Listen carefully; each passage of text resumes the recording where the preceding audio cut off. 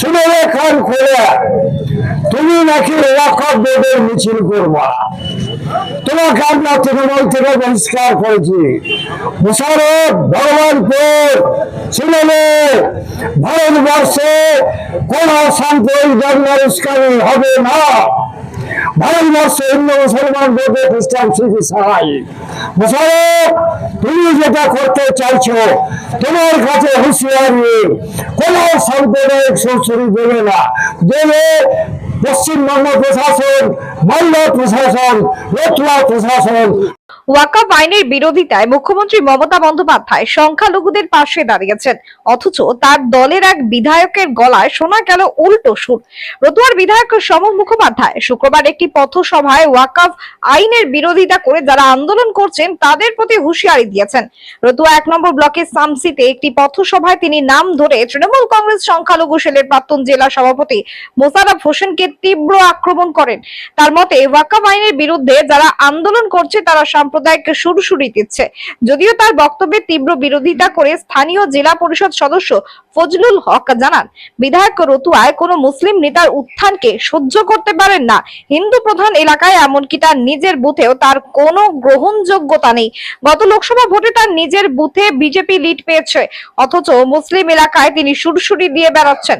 শাসক দলের বিধায়কের বক্তব্যে তীব্র সমালোচনা করে ওয়াকফ বাঁচাও কমিটির media in-charge doctor Mosharraf Hossain জানান, তারা বৃহত্তর স্বার্থে ওয়াকফ সম্পত্তি বাঁচানোর জন্য এই আইনের তীব্র বিরোধিতা করছেন।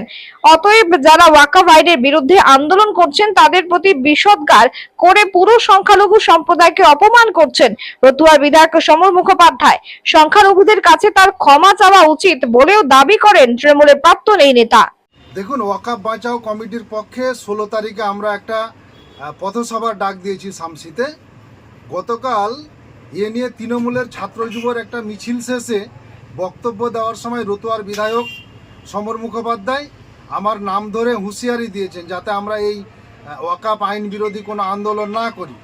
তো আমি তাকে স্মরণ করিয়ে দিতে চাই, রতুয়া বিধানসভায় 60% মুসলিমের ভোটে উনি এমএলএ হয়েছেন। হ্যাঁ, তার নিজের বুথে তার কোনো গ্রহণযোগ্যতা নেই।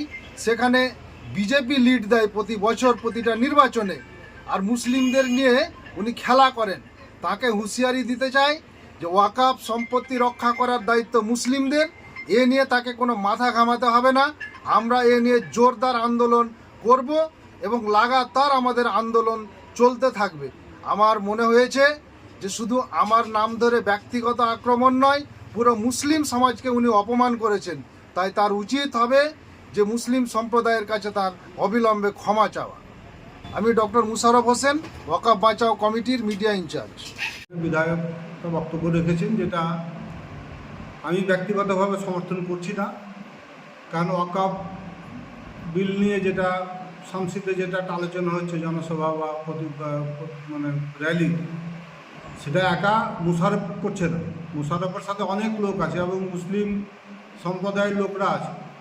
সেটা একাধারে ওই মোশাররফকে সাবধান করা, হুঁশিয়ারি করা, এটা সমর্থন করা যায় না। এটা উনি অন্যায় করেছেন। কারণ এতে আমারও সেন্টিমেন্ট হয়েছে, কারণ আমি যেহেতু একজন মুসলিম। কারণ ওয়াকফ বিল নিয়ে আমরা প্রতিবাদ করতেই পারি আমরা, কারণ আমরা মুসলিম। এটা মুসলিমদের সম্পত্তি, মুসলিমদের সম্পত্তি রক্ষা করার জন্য মুসলিমরা লড়বে, এটা তো স্বাভাবিক। তাতে ওই বিধায়কের মতো লোকের নাক গলানোর কোনো দরকার আমি মনে করি না। এবং তার কালকের বক্তব্যটা অপ্রাসঙ্গিক বক্তব্য, এটাকে সমর্থন করা যায় না।